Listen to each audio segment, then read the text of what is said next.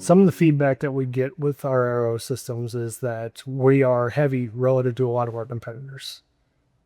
That is intentional. When we talk about arrow flight, achieving good arrow flight, especially with fixed blade broadheads, we really want to stay below that 285 feet per second threshold.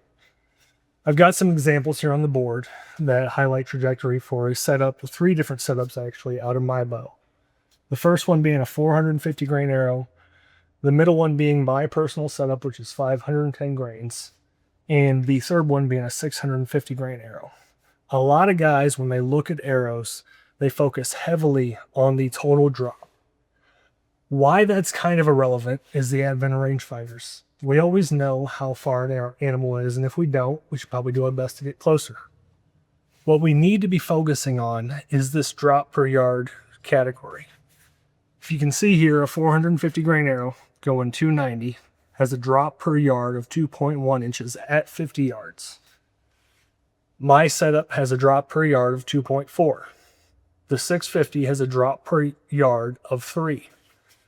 Why this is important is, say we take a 10-inch vital. At 50 yards, we have a plus or minus 5-inch window. What this does is this allows me to kill an animal from a yardage of 52 to 48 without rearranging. A lot of folks would hedge their way toward this 290 setup, 450 grains going 290 feet a second, because the drop per yard is less. The disadvantage to that is that puts us above our 285 feet per second threshold. There's a lot of guys that'll claim that they can get their fixed blades or other broadheads to tune at that speed. From what we've seen, anywhere closer to 275 is really where your forgiveness comes in. So what a lot of folks will do is they'll hedge their way toward this 290 feet per second setup. The issue with that is that puts us above our speed threshold. Anything 275 feet per second below is kind of where we start to see optimal forgiveness. 265, 275, somewhere in that range is where we start to see the cleanest broadhead flight, most consistent trajectories, and the standard deviation of bow speed drastically shrink.